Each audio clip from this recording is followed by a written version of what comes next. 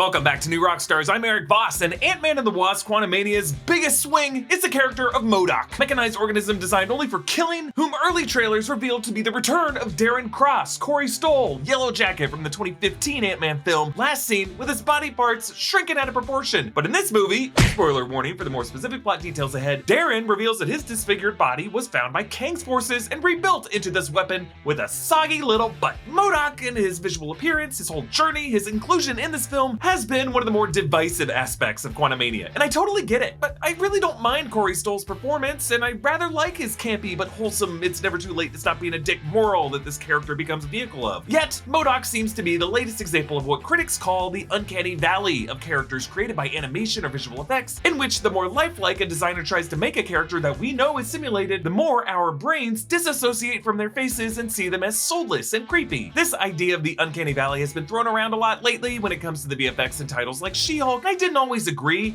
but in this case, there are definitely some deeper issues going on with MODOK that I think we should dig into. And I'm not alone on this because I have now seen Quantumania 3 times in theaters, and I'm pretty sure that Marvel Studios actually updated the VFX between screenings, something they have admitted to doing before and have definitely been caught doing on Disney+.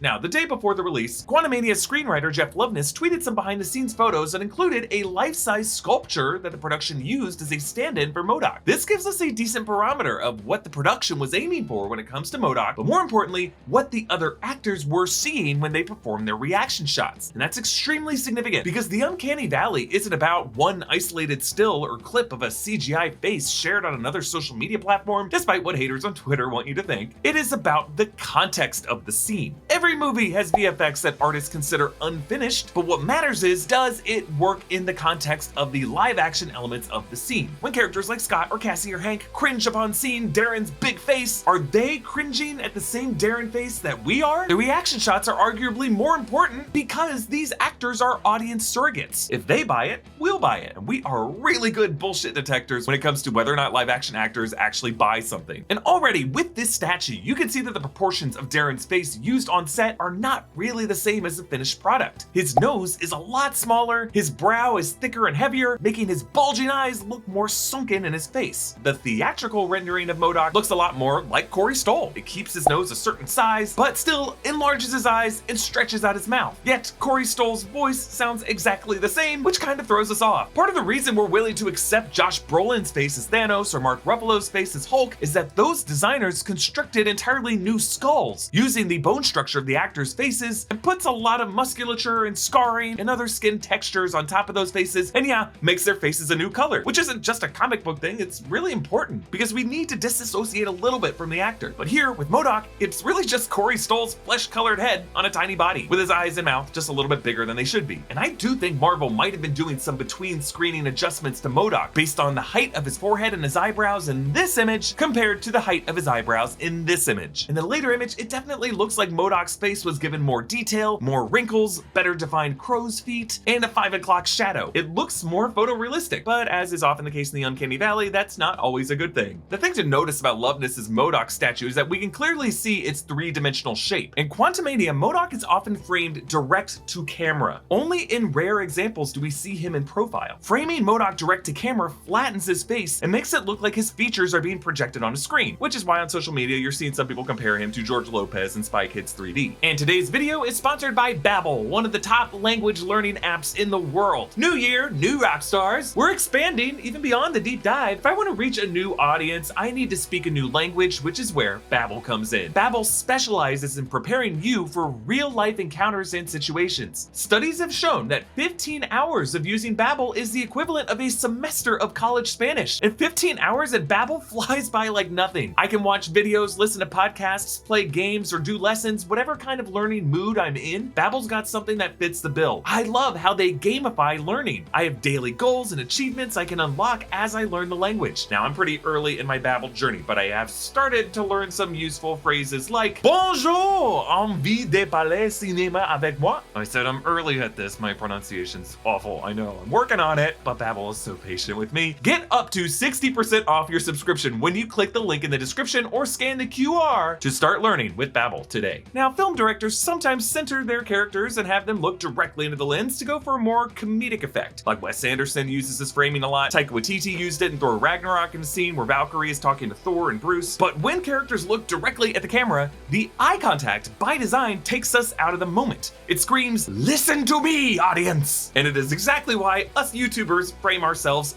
presentationally like this. Alternatively, in cinema, the common representational framing and narrative moments frames characters looking off camera. It's more of a vanity angle, designed to trick you into seeing the subject as more attractive than it actually is, and parasocially linking your empathy with this artificial facade. So we got, "Listen to me, audience!" and "Look at me, viewer."